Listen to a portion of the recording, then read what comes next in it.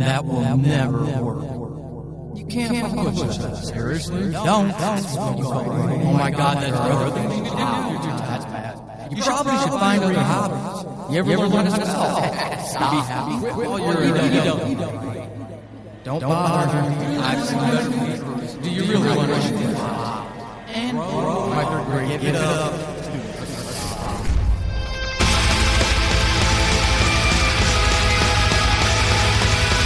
Welcome to Horrible Writing, the rawest, most candid, in-your-face writing show on the interwebs because none of us have time to suck. Let's do this. Welcome to episode 37. I am your host, Paul Sadine, and as you can tell, those of you on the video feed, all kinds of lights on in the recording studio because I'm recording this incredibly late. If I were to do a time hack on myself, military terminology, it's 10 after 9 on a quick math 17-hour day. So hopefully this episode will have everything, including my just endless, boundless energy. So boundless, in fact, that I can't actually think of the word boundless. Hey, this time around, what I'm going to do is I'm actually going to do something different that I wanted to do for a long time. And I got the permission from these individuals and I wanted to do it. So I thought it was important to do it at this point in the show, being the 37th episode. Next episode, we're going to have a huge writer on, Chris Fox. A lot of you know him as a 5,000 words per hour writer and a book writer, and he does a number of other, not only nonfiction, helpful books for writers, but also his own fiction. He's going to come on and talk about mindset, mindfulness, and some deeper stuff too. Gets real personal. So it's a great episode. Before we did that, and before we got into another topic, because I've got a whole bunch of new stuff I want to talk about, I wanted to do this. The reason I wanted to do this now was to focus on these things, because after Chris's interview, when I do these shorter tidbits, I'm going to start talking not necessarily about craft, because that's not what horrible writing is about, but I want to talk about some processes, because, folks, Chasing the Demon is live on Amazon. Get some.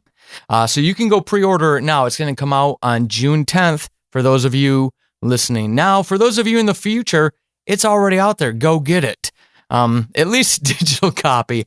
The print version, yeah, which is why I want to talk about some things in future episodes. So we'll do that at that point. It should be quite interesting. Before we get to those not necessarily technical conversations and continue with the author interview series, I wanted to take some time out because I got 2 emails almost back to back that I really wanted to highlight, because I think one of the best things, the most beneficial things, one of the most healthy things that we can do for ourselves as writers is build community. It doesn't need to be 10,000 strong. It doesn't need to be 1,000 strong. It doesn't need to be 10. It just needs to be a community. And I got that recently from this show and 2 wonderful people who reached out to me almost on back-to-back days. So it kind of really inspired this episode. The first email is from Kelsey Porter. And Kelsey said she just wanted to let me know that she started listening to the podcast and she wanted to thank me. And I always, I can be boisterous. I can be a braggart, but it's in good fun. I really don't think that much about myself. I really don't. Even though I project it into the world, most of it's self-effacing fun. Anyways, so I always get a little nervous when I see emails start like that because I don't feel like I do anything worthy of thanks. She goes on to talk about, I've gone way too long without writing, and I'm diving back in, which is always awesome to hear. Everything I've read has said to put yourself amongst other writers, but I'm so shy and short of time. Listening to you makes me feel like I am part of a community, and I'm getting great tidbits of information. Keep doing what you're doing. Signed, Kelsey Porter. So first, Kelsey, thank you very much for taking the time to write that. Some people might say, hey, that was a really short email. No big deal. No, it really is. When you put things out there, you all who have published books know this. Those of you who do podcasts know this.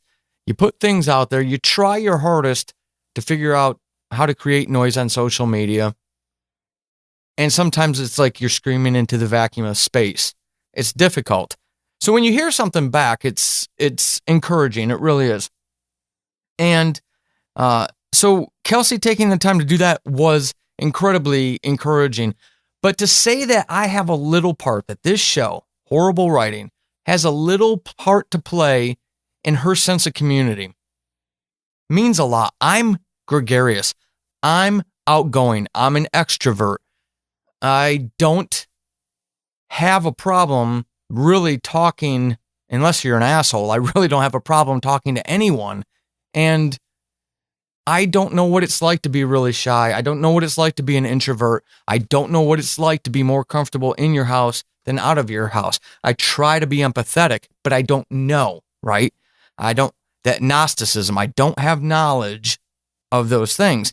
So I try to take a little bit of a world perspective from people who reach out to me to know that I just have a little sliver of a part to play for her is really humbling. It really is. It means a lot. Had she never said anything, I would have never known that. And this isn't about, hey, I want you all to send me emails. I do love them, but it's not about that. It's just about the importance of reaching out to people who help you, who support you, who inspire you, whatever it may be on this writer's journey. It's a lonely gig. It really is. I'm fortunate enough to have a podcast audience, people who've gone and listened to my fiction podcasts and who are on Patreon. And I absolutely love my patrons. Yes, financially, they help me do all those things I need to do, like pay for my web hosting and podcast hosting and all that crazy stuff, and pay for some actors and production. But beyond that, it's really, it's a drop in the bucket of my expenses. I don't even break even still. But the fact that there are people out there, 37 people out there who are willing to, even throw $1 or $3, $10 my way is great. More importantly to me as a creator are those 37 people, not their wallets or their credit cards, but the people. Because to me, it means so much more that somebody's actually willing to part with a couple bucks, a cup of coffee a month, whatever it may be, to say, you know what you do means enough to me that I want to support you. And when I'm not crazy busy like I have been, which is why I'm recording this at 9:00 at night on a Thursday when it should have been out to my patrons a couple days ago, and it's supposed to go live on Sunday. When life isn't like this, I try to stay much more engaged with them because I need that community. How can you find your community as a writer and serve it? Don't go into the community with the mindset that gimme, I need. And I'm not saying that's what Kelsey did. Kelsey doesn't do that at all. I don't know Kelsey. I do know that she was kind enough to take time out to write me an email and thank me for the little part of a difference that I make. And that's so important. Go find your community, whatever that is, and contribute. Give of yourself to other people. You will receive when you give. And take that time to say thank you. I try to do it as often as I possibly can to those people who make a world of difference to me. You've heard me say that on this show numerous times, and that's never changed. I'm grateful for the people who always take the time out for me. Go find your community. Who is it? Who do you want to be around? Who's healthy for you to be around? There are some places that are not healthy. And give of yourself, and in time you will get. Trust me. Now, there was a second one that I also wanted to talk about here. And it's from Natalie Ackett. And Natalie is an awesome listener. She follows a couple of my shows, and I've come to know her through fandom, and I hate that word. It makes me feel icky about myself. But she likes some of the fiction stuff I do, so that's cool. And I've gotten to know her, and I know that she's a writer, and she's, working on her own things. But again, she did something very much like what Kelsey did, reached out to me. And she was talking about the episode 34 with Chris Grunland, where we talked about dyslexia. I always go back to Raul Vega. I think it was episode 16 from Rose Drive Podcast. He was the one who texted me one day and he said, "Hey man, I love horrible writing, but maybe you could talk about this topic, being ego." And I said, "Hey, maybe I can. Why don't you come on and we'll have an interview about it?" And out of that, just good-natured ribbing, this interview series was born. And before it was like 2 months before I actually interviewed him, I was thinking about, what am I going to do to talk about other writers? Everybody's doing it. And that's why I thought about, this is called Horrible Writing. Let's talk about the horrible stuff in writing, the personal stuff, because we're all people. We all struggle. We all have skeletons in our closet and things we don't want you to know about out there in public. We all wear a mask. And behind that mask is the real person. So it's always been so rewarding for me to see all these authors and these writers and these audio dramatists be willing to come on the show and talk about those things.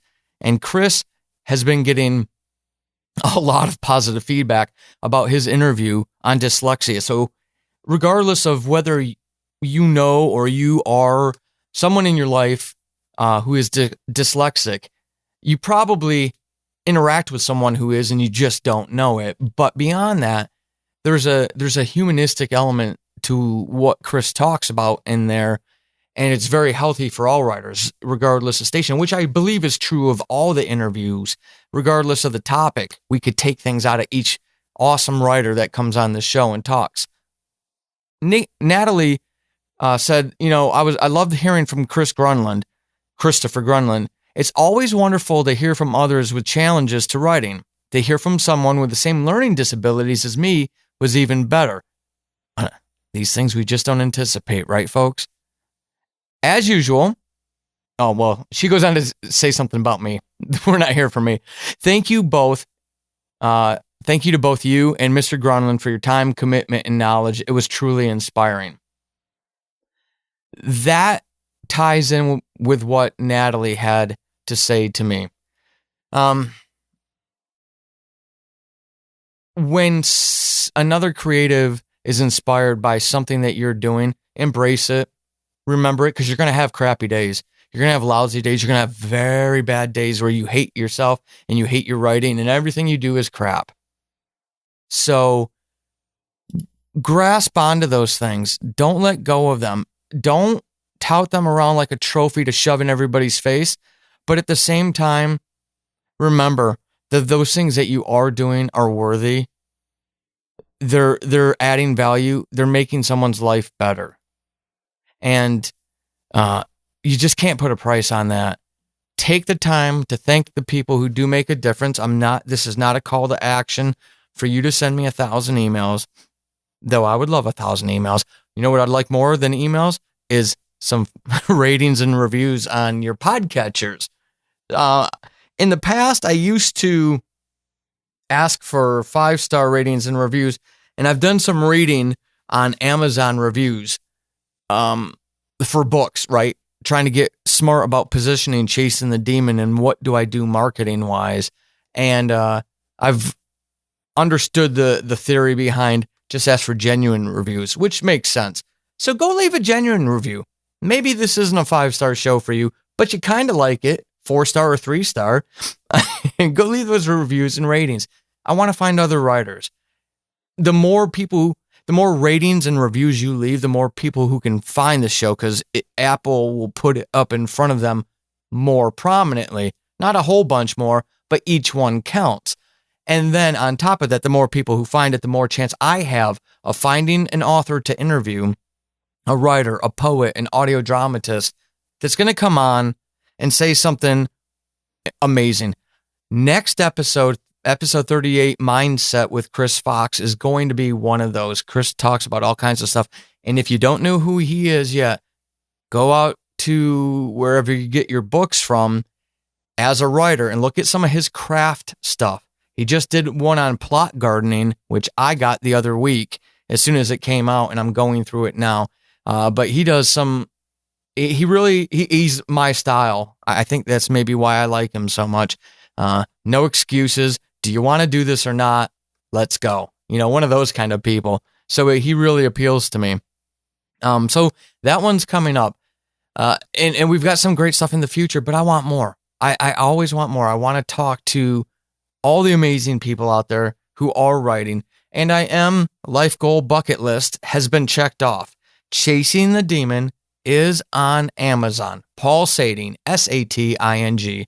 Go find me out there. Go give me a follow. Help me start building that presence, if you will. Also on Goodreads, I have an author page on Facebook now, which I'll put in the show links, so you can actually go follow that, and we can actually talk craft over there. So if you kind of get along with my personality, you want more of a sense of community, it's very small. I just started it. Some friends helped join me. Some fans from my audio drama join me. So it's really cool, but it's not all about me. It never is. It's really about that community, because when I'm in a healthy community, I'm a healthier person. And regardless of what you're going to read when 12 Deaths of Christmas comes out, my stories are healthier. Oh, you'll see why that's funny come the holiday season. Those are some pretty wicked stories. I'm kind of proud of them. All right. So ratings, reviews, and Chasing the Demon. Go pre-order it. 99 cents. You can't beat that, right? I just want to get that story out there shared. It was an interesting exploration. I'd written a couple draft novels before that, but this was a straight up adaptation from Subject Found Season 1 into novel form, added some new content to it. It was cool to do. It was a lot of fun. I'm really excited about it. And if they got to put me in the ground tomorrow, I did it. Achieved the bucket list. That's what I should name this episode, but it's not about that. It's about these fine folks who reached out to me. So that is way too long of an episode for an intermediate episode between all the interviews, but I'm just flying between the book launch and hearing from these wonderful people and knowing that I'm serving a community. It's been a good little bit of a run here, and I just am happy. For those of you looking at the YouTube version of this, you can tell, right? I'm very happy. So until episode 38 with Chris Fox, keep being epic. This has been Horrible Writing, and hopefully after this episode, you suck less than you did at the beginning. I am Paul Sating, your host extraordinaire. You can find me over on the Twitterverse @WritingHorrible and over at paulsating.com/horrible-writing. Until next time, suck less.